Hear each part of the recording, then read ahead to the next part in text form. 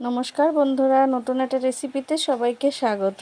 আজকে আমি কি রান্না করব সেটা নিশ্চয়ই থাম্বনেল দেখেই বুঝতে পারছেন। আজকে রান্না করেছিলাম বাঙালির ঐতিহ্যবাহী এবং জনপ্রিয় পুঁইশাক মিষ্টি কুমড়ো দিয়ে রুই মাছের মাথা ঘন্ট বা চচ্চড়ি। পুঁইশাক মিষ্টি কুমড়ো বা রুই মাছের মাথা দিয়ে ঘন্ট বা চচ্চড়ি আমরা সবাই খেয়ে থাকি, কিন্তু এটা আমার একটা সিক্রেট মশলায় রান্না করব। আসুন দেখি কিভাবে করি। এর জন্য আমি নিয়েছিলাম 250 গ্রাম পুঁইশাক ছোট করে কেটে, দুটো রুই মাছের মাথা, 100 গ্রাম মিষ্টি কুমড়ো আর ঘরে দুটো ধুন্দুল ছিল সেটা দিয়েছি।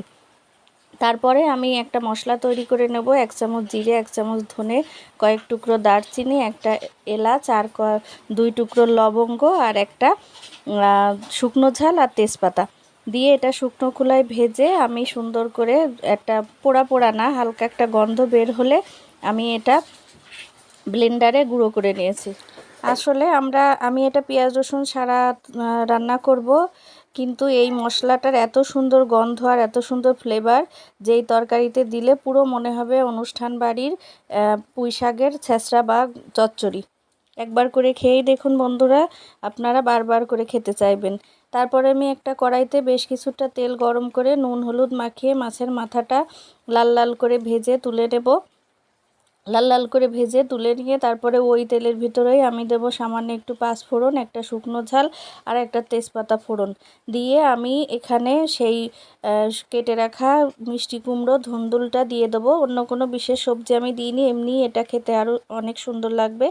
তারপরে নুন আর হলুদ দিয়ে সবজিগুলো সুন্দর করে ভেজে নিয়েছি এর কাঁচা গন্ধটা না যাওয়া পর্যন্ত। তারপরে এই সবজিটা সুন্দর করে ভেজে নিয়ে আমি এর ভিতরে দিয়ে দিয়েছিলাম একটু ফোঁটা জিরে আর আদা বাটা। জিরে আর আদা বাটা দিয়েছিলাম, তার সাথে দিয়েছিলাম দুটো কাঁচা লঙ্কা চিড়ে। যেহেতু আমি মশলার ভিতরেও একটা শুকনো লঙ্কা দিয়েছি, ফোড়নেও একটা শুকনো লঙ্কা দিয়েছি, তাই আমি দুটো কাঁচা লঙ্কা দিয়েছি। আপনারা ঝালটা বা নুনটা আপনাদের স্বাদ অনুযায়ী দেবেন। দিয়ে জিরে দিয়ে আমি সুন্দর করে ভেজে নিয়েছি জিরে আর আদার কাঁচা গন্ধটা চলে যাওয়া পর্যন্ত। তারপরে এর ভিতরে আমি দিয়ে দিলাম পুঁইশাক। বন্ধুরা, পুঁইশাক দিয়ে আপনারা ঢেকে দেবেন, দেখবেন এখানে কোনো জল দেওয়ার প্রয়োজন হবে না। এমনিই পুঁইশাক থেকে যে জলটা বের হবে তাতেই এই তরকারিটা সিদ্ধ হয়ে যাবে এবং সুন্দর রান্না হবে।